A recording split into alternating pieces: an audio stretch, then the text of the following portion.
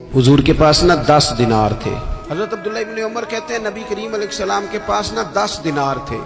वैसे तो कायनात ही मेरे नबी की मुट्ठी में है, लेकिन ज़ाहिरी तौर पर 10 दिनार थे। हुजूर एक दुकान पे गए, 4 दिनार का हुजूर ने एक जोड़ा खरीदा, कपड़े खरीदे। वो कमीज हुजूर ने पहनी तो एक अंसारी आगे बढ़ के अर्ज करने लगे, हुजूर मेरा बड़ा दिल कर रहा है, ये मुझे नहीं दे देते आप? तो हुजूर खुश हो गए। ये मेरे महबूब का दरवाजा है कि जब कोई मांगता है तो हुजूर खुश हो जाते हैं। नबी करीम से मांगा, हुजूर खुश हो गए और महबूब ने वो कुर्ता, वो कपड़े उतार के उस अंसारी को अता कर दिए और 4 दिनार के और खरीद लिए, बाकी बचे 2 दिनार।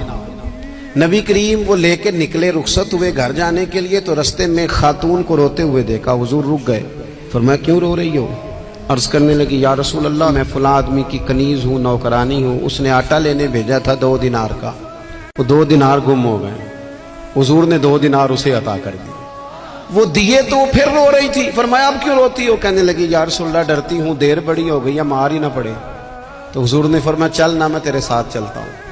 हुजूर उनके घर गए, वो अहले ईमान का घर था जिनकी वो कनीज थी। जाके कहा अस्सलामु अलैकुम, अंदर से जवाब ही नहीं आया।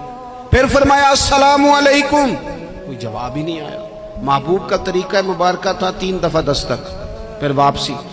तीसरी दफा कहा अस्सलामु अलैकुम, तो वो सारे बोल पड़े वालेकुम अस्सलाम या रसूल अल्लाह। तो हुजूर फरमाने लगे मैंने पहले भी 2 दफा सलाम लिया, बोला कोई नहीं। कहा या रसूल अल्लाह अपने नसीब थे ना कि हम पे सलामतियां भेज कौन रहा है, हमने सोचा जरा 3 दफा मिल जाए सलामती।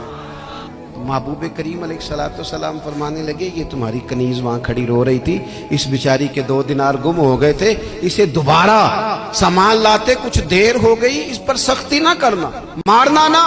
गुलाम कहने लगे हुजूर इस खातून के कुर्बान जाएं जो हमारे करीम रसूल को हम जैसे गरीबों के घर तक ले आई है, मारना क्या, हम इसे आजाद करते हैं, ये आजाद है अल्लाह की रिजा के लिए। ये देखो ये मेरे नबी पाक का अंदाज है।